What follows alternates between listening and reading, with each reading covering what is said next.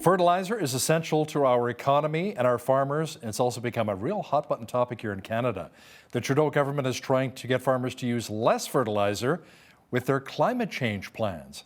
To discuss this in more detail is political reporter Brian Lilley, who joins us once again from Toronto.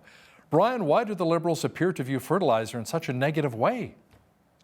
They're concerned about something that comes out of the fertilizer, and that's nitrous oxide, which is a greenhouse gas. They say that it's been rising far too quickly, especially as farmers have moved to more synthetic fertilizer. Fertilizer use has gone up dramatically in Canada over the last several decades, really starting to spike in 2005, but it's also meant higher yield, so more food. Cheaper food for Canadians here at home, more food to feed a growing world population.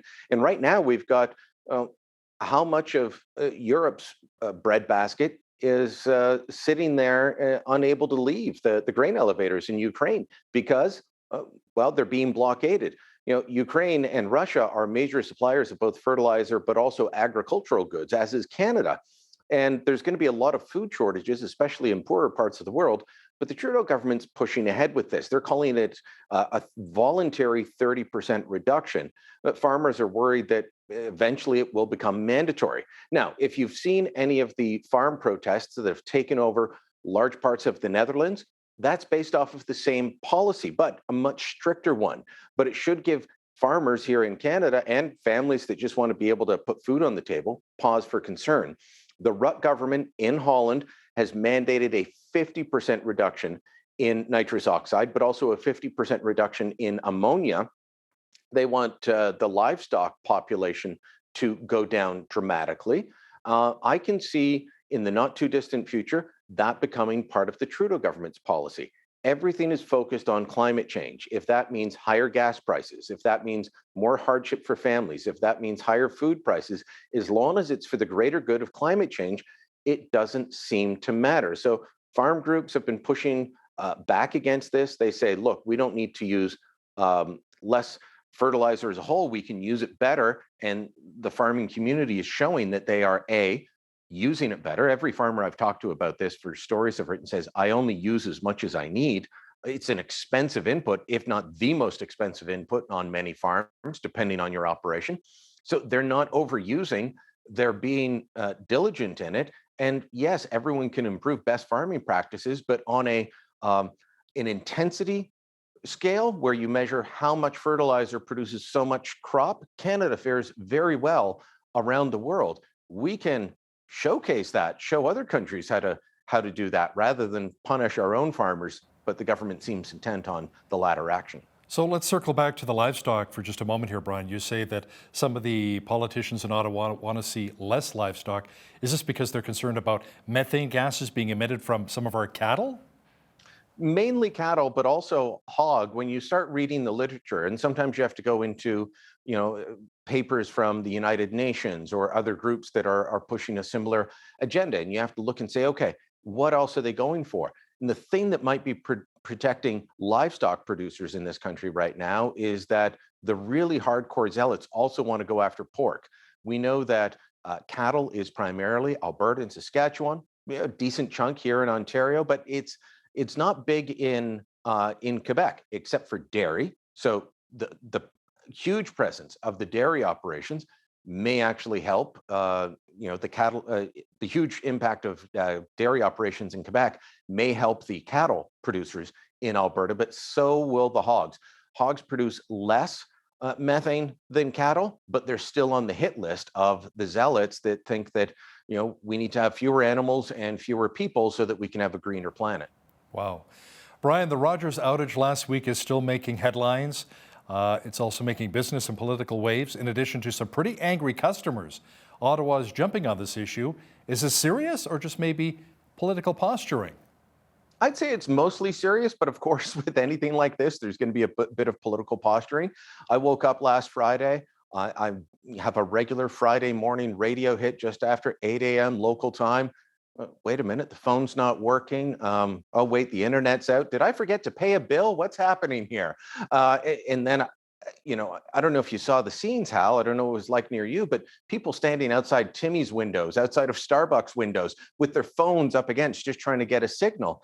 And it just went on and no explanation. So yes, a lot of angry customers. I was outside the Rogers headquarters here in Toronto. It's just down the street from my office. A lot of angry protests there. Francois Philippe Champagne, who's the industry minister, and a guy I've told you before, you watch for him to be one of the people looking to replace Trudeau when he decides to leave.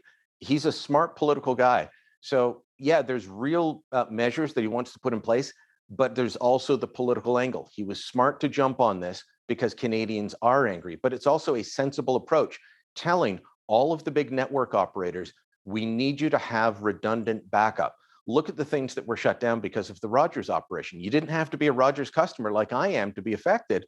You wanted to pay with your debit card. Good luck on Friday. That was affecting restaurants, hairdressers, grocery stores. I walked into a McDonald's at one point to get free Wi-Fi before I got to the office, and McDonald's is saying cash or credit only. This was a huge economic impact. One of the stores near me had a sign saying cash only, no lottery tickets. I wonder what the impact was on the lottery sales. It just goes on and on. 911 systems in different part of the country impacted. So Philippe Champagne, smart of him to say that there's got to be redundancy, smart of him to come out and sound angry and channel the anger that Canadians were feeling towards Rogers and their executive office. They've got to figure something out to make sure that, you can't say this will never happen again, but if it does, that there's a backup plan. When you look at how connected we are to the internet now, we can't allow this sort of thing to go on unanswered. Brian, here in the West, Canada's premiers have been meeting in Victoria, BC, beautiful Victoria, and healthcare is a major issue. Will provinces get the extra funding increase they've been calling for? Probably not. This has been a regular occurrence, and it's been a very specific one and also a united one for a long time. Look, cynical political watchers will say, well, the premiers, they get together every year and they just ask for money. Yeah, and there's some truth to that. But the last several years, we have seen a unity that I haven't seen before from the premiers in not only having a very specific ask. They say, look, the feds give 22% of the current healthcare funding. We need you to go to 35% to be a sustainable partner, but also the unity. These are liberal premiers, New Democrat premiers, progressive conservative premiers. We've got the Legault's CAQ party in Quebec, which is very popular, about to be reelected in Trudeau's home province, UCP. Every political stripe is represented saying, look, this is a problem. I just don't see that Trudeau's going to go ahead. But their unity is allowing them not to be pushed around. When Trudeau came in, by the way, he campaigned against Stephen Harper's so-called cut. Harper proposed in about 2014 that he was going to lower the annual increase from 6% to 3%. Trudeau called it a cut, but it wasn't supposed to be implemented till 2017. So Trudeau's the one that implemented what he still campaigns against as don't elect conservatives, they'll cut healthcare. But what he was able to do in his early years was the premiers weren't united, and he was able to pick them apart one by one, offering them bad deals that he would have denounced when he was in opposition and get them to sign on to them. They're standing together, and that gives some hope that they might get something, even if it's not the 35% they're asking for. Now, Brian, speaking of premiers being united, we received word that every province in Canada is joining Alberta in their constitutional challenge of Bill C-69, or as Alberta Premier Jason Kenney refers to it, the No More Pipelines Bill. How significant is this?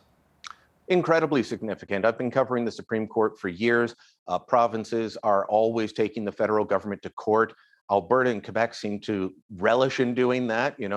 There's more that unites Alberta and Quebec in some ways than a lot of people realize, and taking on Ottawa and their centralizing power is one of them.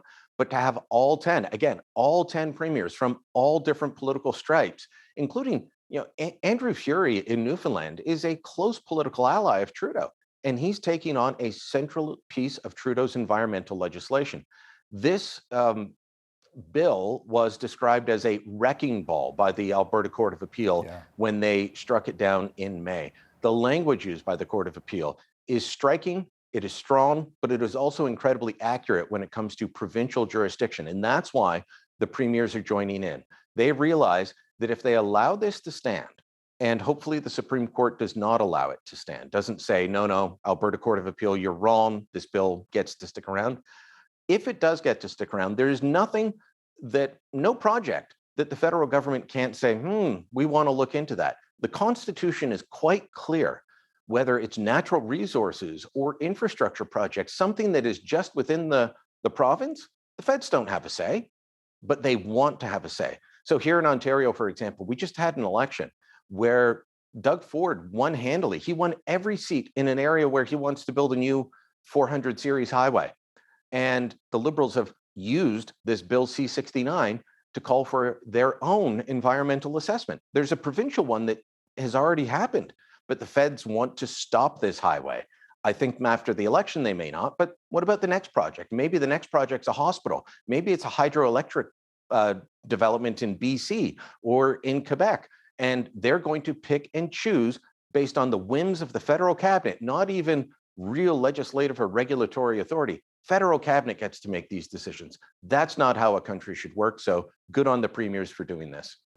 The drama around Patrick Brown being ousted from the Conservative Party of Canada leadership race began about a week ago, and it really hasn't simmered down much, has it? What's the latest?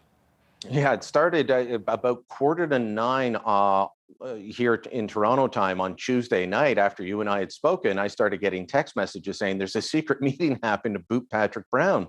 And of course, we found out just before 11 Toronto time or just before 9 your time that, yes, it had happened. It was a shocker to everyone involved. And the drama hasn't stopped. At first, we were told the party wouldn't say anything. That couldn't stand because you can't throw out someone who's that prominent in the leadership campaign. You know, it's not someone that's going to finish sixth. So they had to say something. They couldn't just say, this is serious, trust us. Eventually, they gave some details. Then a woman came forward, said, I'm the whistleblower. That hasn't cleared things up at all. Brown's hired one of the best litigation lawyers in the country, Marie Heinen. She infamously got Jian Ghomeshi off of the bizarre charges that he was facing a few years ago. She defended Vice Admiral Mark Norman when the Trudeau government was railroading him and trying to hang a crime around his neck after decades of distinguished military service. So he's got the best litigator on hand. And now the party, which originally said there's no appeal, said, well, we don't know what the right venue is for the appeal. And we've hired our own outside lawyers. So much drama going on. Bottom line, look, I think that if it stands, and it's likely to stand, that Brown is out, I think this definitely solidifies Pierre Poilievre winning, quite possibly on the first ballot. He's the most likely one to take advantage of that. But ultimately, the person that is happiest right now is Justin Trudeau, because instead of talking about all the problems at the airports, the passport offices, the fertilizer, there's been a lot of time spent talking about problems inside the Conservative leadership. And the last thing that the Conservatives need are swing voters who voted for Trudeau last time or the time before and are kind of not feeling like he's delivering right now, looking around and saying, yeah, these guys can't deliver basic services, but you guys have trouble running leadership campaigns and elections. Not sure we want to let you run the country. They need to clean this up one way or another and do it quickly. So are other campaigns trying to poach some of Patrick Brown's supporters right now?